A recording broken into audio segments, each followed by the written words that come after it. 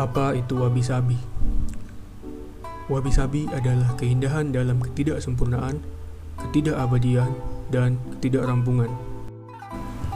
Alasan kami memilih wabi-sabi sebagai topik di video ini adalah karena wabi-sabi selalu menarik untuk dibahas.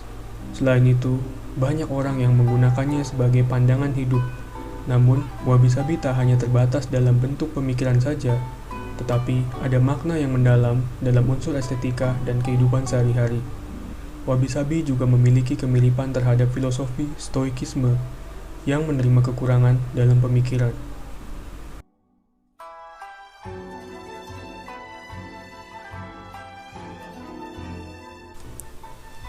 Wabi-sabi lahir pada kebudayaan Higashiyama pada abad ke-15, tahun 1336 sampai tahun 1573 selama abad Muromachi.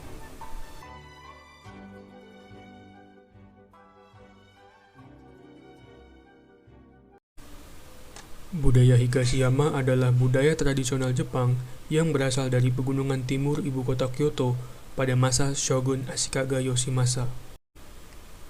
Budaya Higashiyama berkembang saat Kyoto terpuruk karena Perang Onin.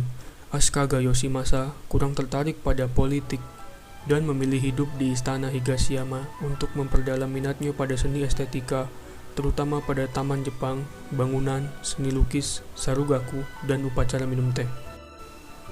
Dari kebudayaan Higashiyama inilah muncul konsep wabi-sabi dari sebab akibat dipengaruhinya oleh Zen Buddhism yang dianut oleh petinggi militer pada zaman itu.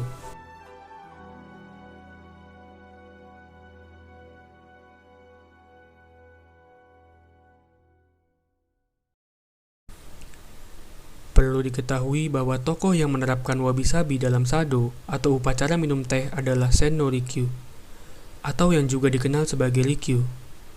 Ia dianggap sebagai figur bersejarah dengan pengaruh yang paling banyak ditemukan pada Cha-no-yu atau upacara minum teh Jepang. Ia merupakan seorang praktisi atau master dalam upacara minum teh dan pembuatan teh. Wabi-sabi mengajarkan tentang penerimaan mengenai kefanaan dunia dengan mensyukuri ketidaksempurnaan hidup. Sebelumnya, wabi-sabi merupakan konsep yang terpisah. Wabi adalah cara untuk mengapresiasi suatu keindahan atau kesederhanaan. Sementara itu, sabi adalah penggambaran mengenai waktu yang memengaruhi kerusakan. Misalnya, barang-barang lama yang sudah rusak dan akhirnya dipandang sebagai keindahan karena penuaan. Sekitar 700 tahun yang lalu, penerimaan kekosongan dan ketidaksempurnaan bangsawan Jepang dihormati sebagai suatu langkah awal menuju pencerahan. Maka, dapat disimpulkan bahwa wabi-sabi merupakan sebuah filosofi yang mengajarkan untuk melihat keindahan di dalam ketidaksempurnaan. Wabi-sabi mengambil konsep dari seperangkat keinginan sederhana yang diadopsi dari alam. Keinginan yang ingin dicapai tersebut merupakan keinginan untuk menyerupai dan bersatu dengan alam. Dengan demikian, secara singkat, wabi-sabi fokus kepada menghargai dan menerima sesuatu yang tidak sempurna baik karena sudah tua, tidak lengkap, atau memang biasa saja. Konsep wabi-sabi menganggap ketidaksempurnaan merupakan bagian dari hidup dan tidak seharusnya disangkal.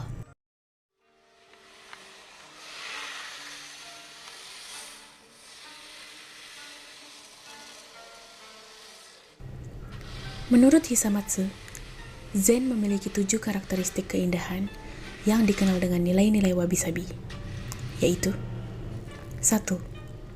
Fukinsei, yang berarti asimetris atau ketidakteraturan. 2. Kanso, yang berarti kesederhanaan. 3. Koko, yang berarti dasar, esensi, atau inti. 4. Shizen, yang berarti kealamian. 5. Yugen, yang berarti kedalaman esensi. 6. Tatsuzoku, yang berarti kebebasan, dan 7. Seijaku, yang berarti ketenangan.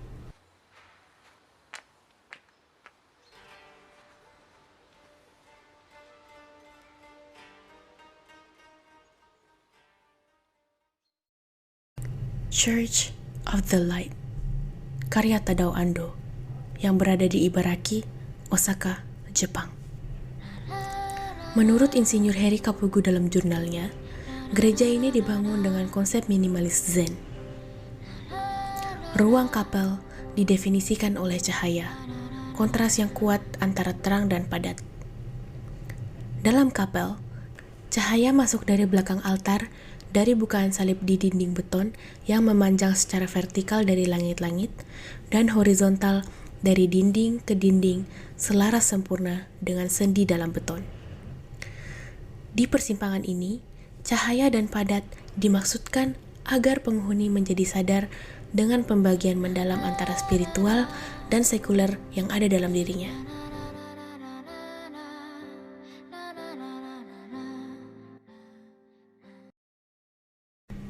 Haiku.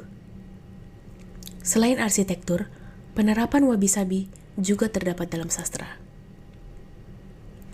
Haiku merupakan puisi Jepang yang turut memperkenalkan keindahan wabi-sabi dari tiap bait syairnya. Contohnya, seperti sebuah haiku karya Fujiwara Teika yang hidup pada tahun 1162 sampai 1241 di Kyoto yang berbunyi, Miwataseba hana mo momiji mo nakari Keri ura no tomoya no uki no yugure, yang berarti sejauh mata memandang tak terlihat satupun bunga ataupun momiji, melainkan hanya sebuah gubuk di pantai pada senja musim gugur.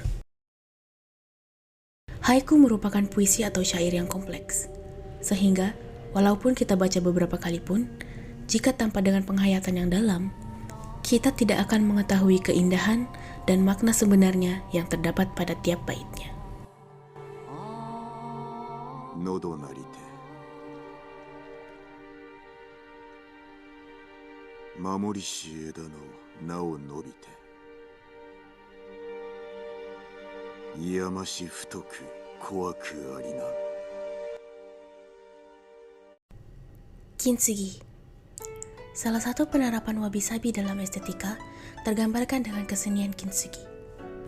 Kintsugi merupakan teknik merangkai kembali keramik yang pecah dengan menggunakan campuran pernis bubuk emas sehingga menciptakan sebuah karya seni dengan nilai yang baru. Dan pada akhirnya, kintsugi juga menjadi filosofi tersendiri yang memiliki pengertian tidak jauh berbeda dengan wabi-sabi.